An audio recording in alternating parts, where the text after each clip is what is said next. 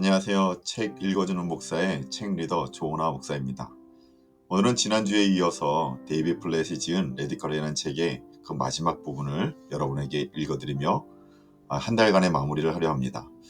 저자는 마지막 결론 부분을 통해 우리 믿음의 사람들이 살아가야 할 사명과 그 모습들을 보여주고 있습니다. 세상에는 여전히 하나님을 모르고 죽음을 향하여 가는 이들이 많이 있으며 그들의 존재를 인지하면서 무시하고 살아가고 있는 현대 크리스찬들에게 우리가 그곳을 향하여 가야 함을 도전하고 있습니다.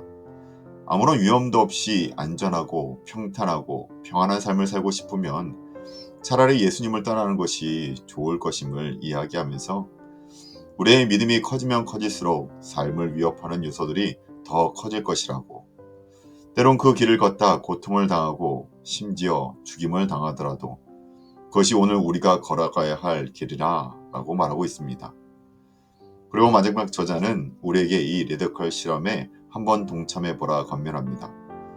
전 세계를 위하여 기도하고 말씀을 읽으며 의미 있는 곳에 우리의 재정을 희생해 볼 것을 말하고, 그리고 우리를 필요로 하는 그 낯선 곳에 가서 섬길 것을 권면하고 있습니다. 그래요, 이런 하나님의 꿈이 우리들 가운데는 너무나 먼 이야기처럼 느껴질 수 있습니다. 그럼에도 불구하고 그 하나님의 꿈에 동참할 수 있길 소망합니다. 단순히 책을 읽는 것으로 끝나는 것이 아니라 하나님의 사역에 동참하고 그 가운데 경험하게 되는 하나님을 통해 우리의 신앙에 새로운 경험할 것을 기대하시는 저와 여러분이 되시길 소망합니다. 이러한 기대와 소감을 담고 오늘 책의 마무리 부분을 여러분에게 읽어드리도록 하겠습니다. 다른 길은 없다. 당신이 나서라.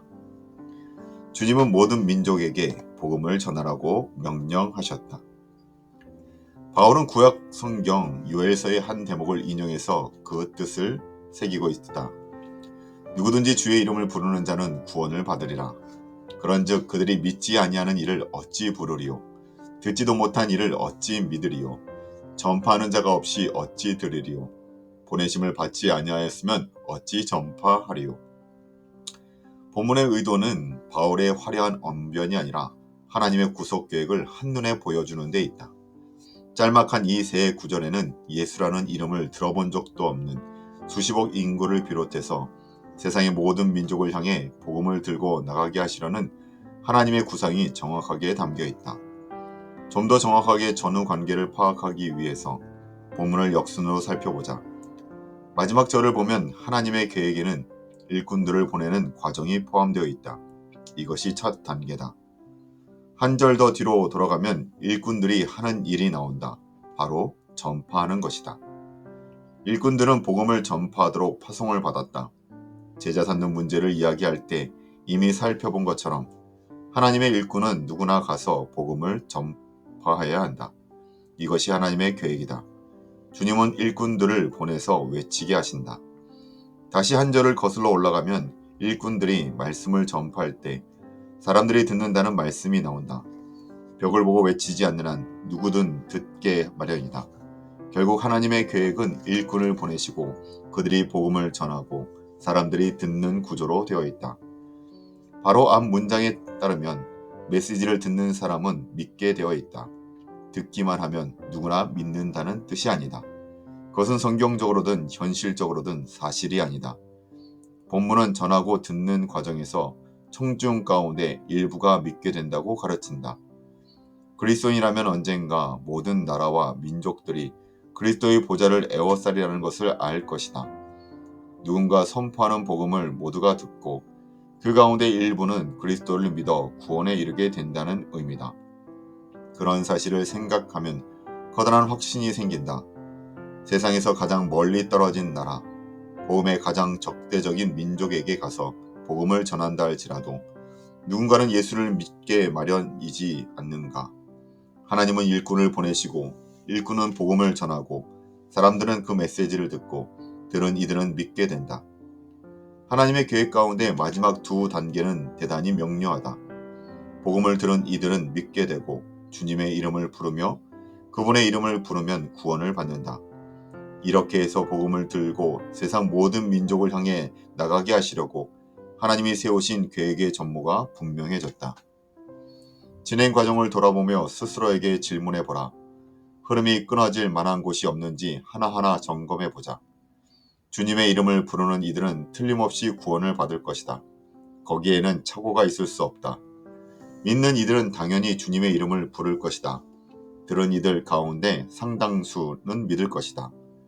일꾼들이 선포를 하면 사람들은 들을 것이다. 그리고 하나님은 지금도 여전히 일꾼들을 보내고 계신다. 그것은 무엇보다 명확한 사실이다. 결국 문제가 생길 수 있는 여지는 하나님의 일꾼들이 모든 민족에게 복음을 외치지 않는 경우 하나뿐이라는 이야기다. 그리스도인이라면 누구나 하나님의 계획 속에 들어 있으며 차선책은 없다. 물론 하나님은 구름에 복음을 새겨서 문 민족들이 보고 한꺼번에 예수를 믿게 만들 만한 능력을 가진 분이다. 하지만 주님은 그런 방식을 택하지 않으시고 대신에 거룩한 자녀들을 대사로 삼으셔서 복음을 들고 예수님의 이름을 들어본 적이 없는 이들에게 보내시는 방법을 쓰시기로 결정하셨다. 요즘 들어 그리스도를 전혀 모르는 이들이 꿈이나 환상을 통해 주님을 만났다는 이야기가 세세 곳곳에서 들려온다. 그러다 보니 하나님이 예수님의 이름을 들어보지 못한 이들에게 복음을 전하기 위해 별도의 방식을 사용하실지 모른다는 소망을 품는 그리스도인들이 부쩍 늘었다.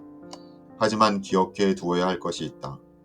사도행전은 복음이 일꾼을 통하지 않고 이런 양에게 전해진 사례가 단 한 번도 없다는 점이다. 고넬료도 환상을 보지 않았느냐고 묻고 싶을지 모르겠다. 그 경우에도 하나님은 베드로를 보내서 고넬료가 환상을 이해하고 복음을 받아들이게 하셨다. 주님은 교회를 땅끝까지 복음을 전하는 도구로 사용하기로 결정하셨음에 틀림없다. 낭비할 시간이 없다. 예수님에 관해 들어본 적이 없는 이들은 어떻게 되느냐는 질문에 대한 대답이 여기 있다. 인간은 누구나 하나님을 인식한다. 하지만 그 하나님을 거부했다. 따라서 누구든지 예외 없이 하나님 앞에서는 모두 죄인이다. 그리고 하나님을 거부한 탓에 모든 인간은 사형 선고를 받았다. 그러나 하나님은 죄인들이 구원받을 길을 열어놓으셨다. 그리고 그리스도에 대한 믿음으로 하나님께 나갈 수 있게 되었다. 결국 그리스도는 교회를 통해 모든 민족이 이 복음의 소식을 듣게 하셨다. 이것이 사실이라면 인생에 담긴 의미가 상당히 커진다. 그리스도 없이 심지어 그 이름조차 모르고 살다가 영원한 지옥에 들어갈 운명에 처한 이들이 10억 명이 넘는데 어떻게 세상의 성공신화를 쫓으며 시간을 낭비하겠는가? 복음을 들고 가라는 명령을 받았다면 그래서는 안 된다. 요즘 그리스도인들은 이 문제를 놓고 회의를 하면서도 해답을 찾는 것이 아니라 뜻을 합쳐 심리적인 부담을 더는데 목표를 두는 것 같다. 5천 개 이상의 종족 집단, 대략 10억 5천만에 이르는 인구가 현재 미전도 종족과 미접촉 종족으로 분류되어 있다. 미전도 종족이란 부족 안에 복음을 확산시키는 데 필요한 인력과 자원을 충분히 보유한 복음적인 그리스도인 공동체가 자생적으로 형성되지 못한 집단을 말한다. 반면 미접촉 종족은 복음을 전하기 위해 활발하게 움직이는 교회나 조직이 전혀 없는 종족 집단을 가리킨다. 정리하자면 미전도 종족과 미접촉 종족이 속하는 10억 5천만 이상의 인구가 태어나서 살다가 죽을 때까지 복음을 전혀 들어보지 못한다는 뜻이다. 더욱 안타까운 것은 현재로서는 그런 상황을 변화시키기 위해 움직이는 이가 아무도 없다는 점이다. 정말 아무도 없다. 최근에 가까운 친구 하나가 동남아시아의 미전도 및 미접촉 종족들과 함께 지내다가 돌아왔다. 외딴 마을의 주민들과 이야기를 나누면서 친구는 그 부족의 핵심 신앙을 파악하려고 시도했다. 사람들은 어떻게 만들어졌을까요? 그가 물었다. 우린 몰라요. 부족 사람들이 대답했다. 비를 내려서 나날이 열리게 해주시는 분은 누구일까요? 그것도 모르겠어요. 죽고 나면 어떻게 될까요? 주민들은 친구를 돌아보며 말했다. 여태까지 그런 것을 물어본 사람은 아무도 없었어요. 친구는 또 다른 외딴 마을에 들어갔다. 역시 복음을 들어본 적이 없는 동네였다. 주민들은 따뜻하게 환영하면서도 들어와 음료수라도 한잔하라고 권했다. 그리고는 구멍가게에 들어가더니 잠시 후에 빨간 코카콜라 캔을 들고 나왔다. 친구는 뒤통수를 얻어맞은 듯 강한 충격을 받았다. 음료수 회사가 갈색 설탕물에 판매하는 솜씨와 열정이 예수 그리스도의 교회가 복음을 전하는 것보다 훨씬 뛰어났기 때문이다. 내 인생을 향한 하나님의 뜻을 어떻게 알 수 있을까라고 묻는 이들에게 희소식이 있다. 주님의 뜻은 복잡하지 않다. 복음을 들어보지도 못한 알제리의 140만 베두인족에게 주님의 생명을 전하는 것이다. 이곳에 편안히 앉아서 하나님 제가 무엇을 하길 원하십니까? 라고 묻는 것은 참으로 납득하기 어려운 일이다. 우리를 향한 하나님의 뜻은 모든 민족들, 특히 예수님의 이름을 들어본 적조차 없는 민족들에게 복음을 전하고 하나님의 영광을 드러내는 일에 삶을 바치는 것이다. 그러므로 하나님의 뜻이 무엇일까? 라고 물을 것이 아니라 주님의 뜻에 순종할 수 있을까? 라고 질문해야 한다. 우리는 과연 편안함, 재물, 안전, 심지어 목숨까지도 다 걸고 미전도 종족에게 복음을 전할 수 있겠는가? 예수님 앞에 모든 것을 다 내려놓은 인생이라면 그처럼 단호하게 결단하고 위험을 감수하더라도 믿음의 길을 갈 수밖에 없다. 그것은 필연적이고도 절박한 결말이다. 챕터 8 죽는 것도 유익함이라. 위험한 곳으로 가라. 보라, 내가 너희를 보냄이 어린 양을 이리 가운데를 보냄과 같도다. 이 말씀이 예수님의 입에서 떨어지는 순간 제자들의 얼굴에 어떤 표정이 스쳤을지 짐작이 가는가. 양이라면 가축 가운데서도 가장 순하고 연약한 축에 끼며 앞뒤를 가리지 못하고 허둥대기로 정평이 나 있다. 양들은 별것 아닌 소음에도 흥분해서 날뛰며 위기에 대처하는 방어기들을 전혀 갖추고 있지 않다. 적이 왔을 때 할 줄 아는 것은 도망치는 것뿐이지만 그나마도 느리기 짝이 없다. 그래서 양들은 늑대들에게 에어싸이기 일수다. 그런데 어쩌자고 선한 목자이시며 큰 목자이신 예수님이 양들을 늑대 소굴로 들여보내려 하시는 것일까? 주님은 제자들에게 이렇게 말씀하신다. 너희를 위험스러운 곳으로 보내려 한다. 너희는 악하고 잔인한 인간들 사이로 들어가게 될 것이다. 이것이 내 계획이다. 위험한 곳으로 가거라. 늑대 소굴로 들어간 양을 두고 쑥덕거리는 소리를 들어라. 그들은 너희를 향해 미쳤어, 멍청한 것들 같으니라고 지금 어디를 어슬렁거리는지 알고나 있는 거야 라고 말할 것이다. 하지만 그것이 바로 내 제자가 된다는 말의 진정한 의미다. 하지만 그렇게 생각하는 이들은 사실 많지 않다. 하나님의 마음을 헤아려 그분의 뜻을 따르는 것이 가장 안전하다라고 말은 하지만 속으로는 다르다게 생각한다. 위험한 곳이라면 하나님이 절대 보내시지 않을 거야. 위태롭고 불안하고 대가를 치러야 한다면 그것은 주님의 뜻이 아니지. 하지만 그런 요소들이 하나님의 뜻을 가늠하는 기준이 된다면 어찌할 것인가? 가장 위험한 카드를 꺼내는 것이 하나님의 계획이라는 것을 깨닫는다면 어쩔 것인가? 실제로 극도로 불안정한 지역에 우리를 보내려 하신다면 어떻게 할 것인가? 인도네시아에서 온 한 형제를 만난 적이 있는데 수마트라 섬 북부의 바탁 쪽 출신이었다. 그는 자기네 부족이 어떻게 그리스도를 알게 되었는지 이야기해 주었다. 몇 년 전에 선교사 부부가 마을에 들어와 복음을 전했다. 당시만 해도 주민들은 모두 무슬림이었다. 늑대 소굴로 들어간 양이 따로 없었다. 족장은 이 선교사 부부를 잡아서 죽인 후 토막을 냈다. 몇 년 뒤 또 다른 선교사가 들어와서 복음의 메시지를 전하기 시작했다. 예전에 살해된 선교사 부부가 하던 것과 똑같은 이야기였다. 족장은 그의 이야기를 한번 들어보기로 했다. 귀 기울여 들어보니 믿을만 하다는 생각이 들었다. 그렇게 해서 삽시간에 온 부족이 그리스도께 돌아오게 되었다. 그 형제의 말에 따르면 지금은 수마트라 섬 북부에 약 300만 명 이상의 바탁 쪽 그리스도인들이 살고 있다고 한다. 그의 이야기를 들으며 이런 생각이 들었다. 우리 부부라면 서슴없이 첫 번째 선교사 내외와 같은 길을 갔을까? 기꺼이 잡혀서 살해되고 토막나서 후속 선교사가 온 부족이 회심하는 장면을 목격할 수 있도록 털을 닦을 수 있었을까? 이것이 마태복음 10장이 오늘 그리스도인 하나하나를 향해 던지는 질문이다. 당신은 첫 번째 선교사 부부처럼 가장 먼저 위험 속으로 달려들 수 있는가? 나중에 오는 이들이 그 희생의 열매를 거둘 수 있게 죽음을 무릅쓸 수 있는가 하는 것이다. 바로 그런 희생이 아직은 복음의 적대적인 수많은 미전도 종족들이 언젠가 마음을 돌려 예수님 앞에 무릎을 꿇게 하는 전제 조건이라면 어떻게 하겠는가. 목숨을 아까워하지 않았던 사람들. 교회사는 계시록의 말씀처럼 죽기까지 자기들의 생명을 아끼지 아니한 이들의 이야기로 가득 차 있다. 존 패트는 요즘 그리스도인들에게는 상대적으로 덜 알려진 인물이다. 그는 스코틀랜드에서 한창 선장하고 있었던 교회를 10년 넘게 섬기던 목회자였다.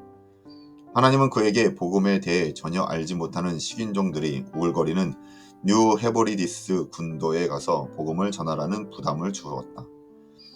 패트는 특별한 한 섬으로 들어가고 싶어 했다. 20년 전에 두 선교사가 상륙했다가 잡아먹힌 곳이었다. 당연히 선배 선교사들의 전철을 밟지 말라는 주의 만류가 빗발쳤다. 패트는 이렇게 적었다. 마음씨 좋은 한 노신사는 나를 붙들고 소리내어 우셨다. 식인종이 살고 있다니까요. 목사님도 잡아먹을 것이라고요. 존 패트는 노인에게 이렇게 대답했다고 한다. 딕슨 씨, 머자나 선생님도 가지고 있었던 것을 모두 남겨둔 채 무덤에 들어가게 될 것입니다. 거기서는 벌레들이 주검을 뜯어먹겠지요. 주님만을 섬기다 죽는다면 벌레가 먹든 식인종이 먹든 무슨 차이가 있겠습니까? 마지막 때가 되면 선생님처럼 저도 그리스도처럼 깨끗한 몸으로 부활하게 될 것입니다. 노인은 눈물을 닦고 방을 나가면서 이렇게 외쳤다. 그렇다면 더 이상 할 말이 없습니다.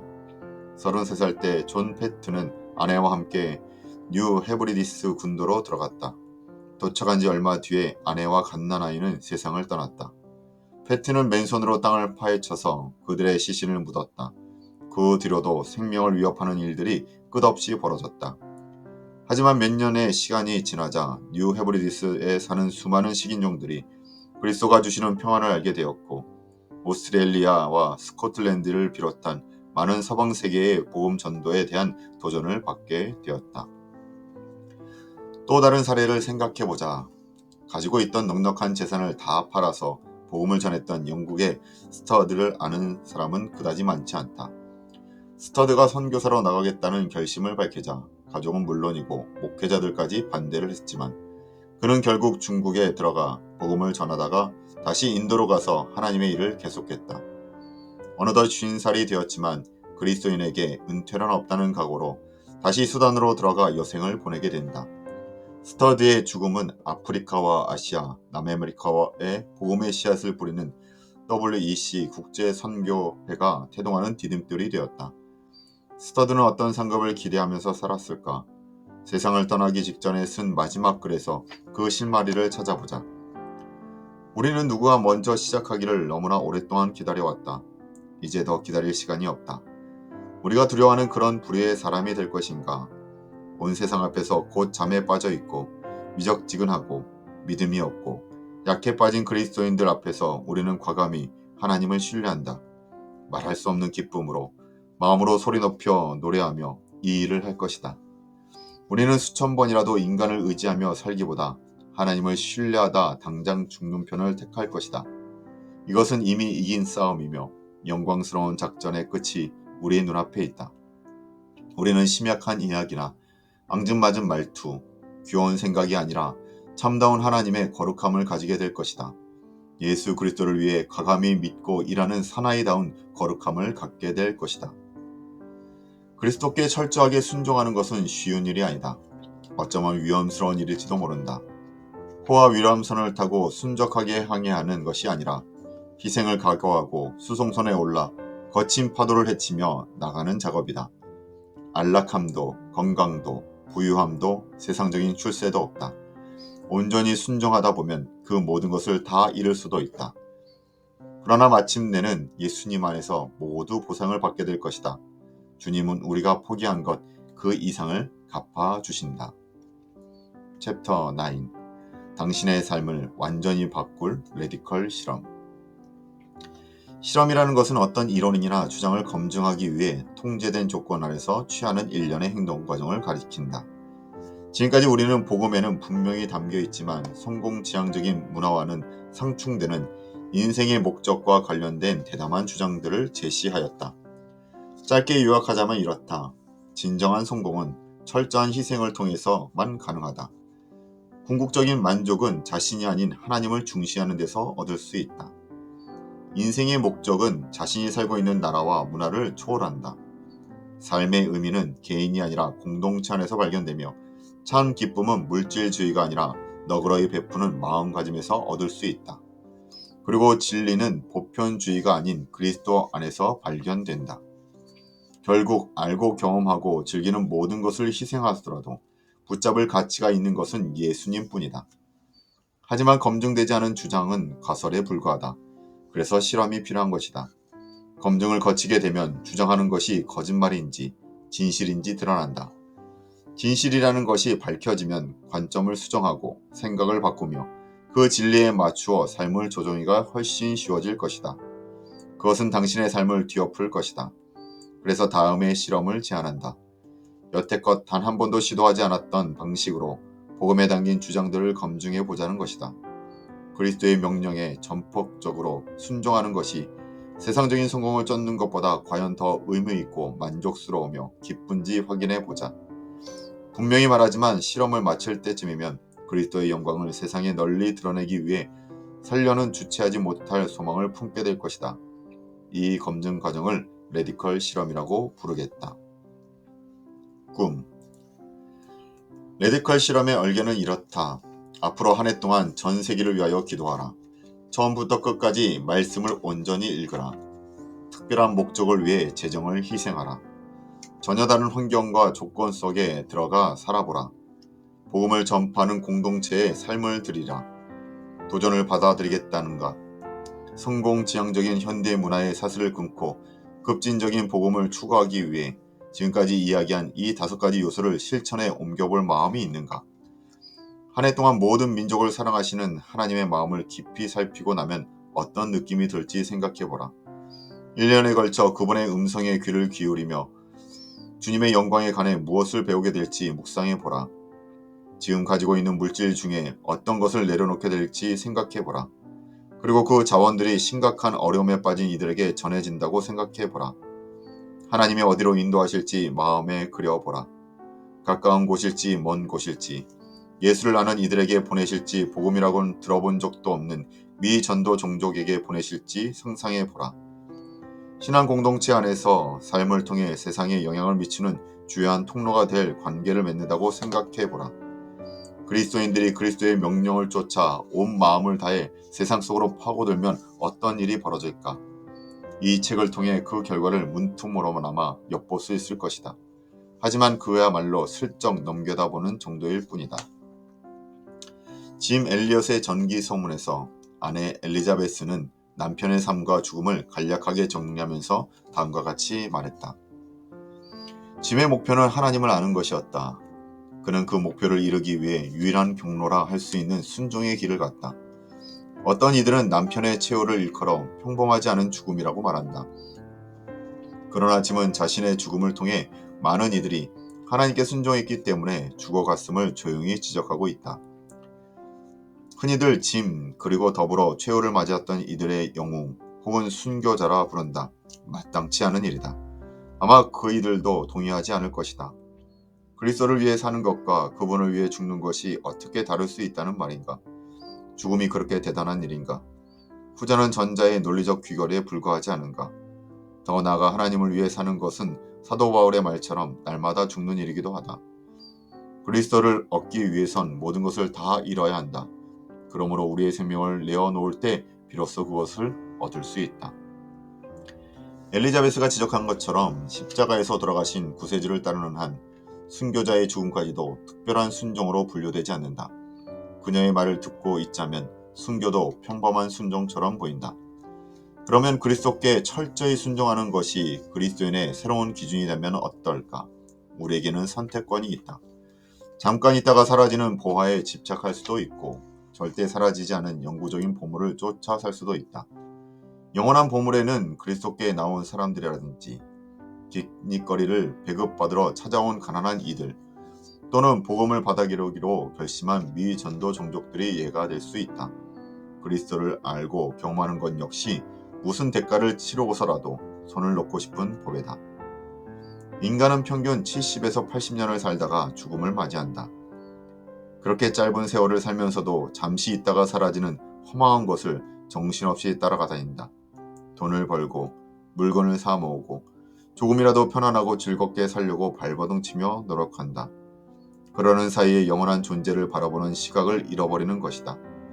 하지만 너나 없이 조만간 하나님 앞에 서서 자신의 시간과 은사, 그리고 주님이 맡기신 복음의 청지기직을 어떻게 감당했는지 설명해야 할 것이다. 그날이 왔을 때 성공을 위해 더 열심히 살지 못한 것을 아쉬워할 것 같지 않다. 더 많이 일하고, 더 많은 재산을 축적하고, 더 편안히 살고, 더 많이 여가를 즐기고, 더 오래 텔레비전을 보고, 더 멋진 노후 생활을 누리지 못해서 서운해할 것 같지도 않다. 대신 모든 나라와 민족들이 주님을 보좌 앞에서 찬양하는 것을 지켜보면서 그 마지막 때를 위해 더 열심히 살지 못한 것을 못내 아쉬워할 것이다. 자, 이 꿈을 위해 살 준비가 됐는가? 더 이상 흔들리지 마라. 이것으로 레디칼 책의 마무리 부분을 읽었습니다. 오늘 우리가 읽은 이 모든 부분들은 우리에게 참 많은 도전을 주고 있습니다. 그런데 이러한 도전을 우리 믿음의 사람들에게 선택사항이 아니라 명령이라고 생각할 수 있을까요? 오늘 우리와 우리 교회가 지향해야 될 모습이 바로 여기에 있지는 않습니까? 왜냐하면 하나님의 약속에 비추어 보면 주님을 위해 나의 소유와 존재를 거는 것은 더 이상 희생이 아닌 상식에 가까운 행동이며 예수님을 따르는 것은 어찌 보면 똑똑한 선택이기 때문입니다. 짐 일리어 선교사님은 이런 이야기를 합니다. 결코 잃어버리지 않을 것을 얻기 위해 간직할 수 없는 것을 줘버리는 사람은 바보가 아니다. 바라기는 오늘 우리의 선택과 가는 길이 똑똑한 선택이 되길 소망하며 그 가운데 우리의 신앙의 변화를 경험할 수 있는 저와 여러분이 되시길 주님의 이름으로 축원합니다. 우리 함께 기도하시겠습니다. 사랑의 주님, 주님께서는 오늘 우리에게 여러 선택의 길을 허락하셨습니다. 정말 크리스찬답게 주님을 위해 살아가는 인생이 될 것인지 아니면 세상 사람들과 별 차이 없는 그런 편안한 삶, 행복한 삶, 즐거운 삶만을 따르며 살아가게 될 것인지를 주님, 우리에게 바른 선택과 또한 그 가운데 주님이 주시는 그 소망을 우리의 마음가운데 평험할 수 있는 저희들 될 수 있게 하여 주시옵소서. 그 가운데 우리에게 주시는 참된 신앙의 변화를 하나님을 경험하는 그 은혜를 누릴 수 있는 저희 모두 되게 하여 주시옵시고 그 길이 오직 하나님께 영광이요 내 삶 가운데 가장 보람 있는 아름다운 삶이 될 수 있도록 인도하여 주시옵소서. 주님, 오늘도 주님의 뜻을 우리의 마음에 품고 살길 소원하며 이 모든 말씀 걸어가신 예수님의 이름으로 기도하옵나이다. 아멘. 감사합니다.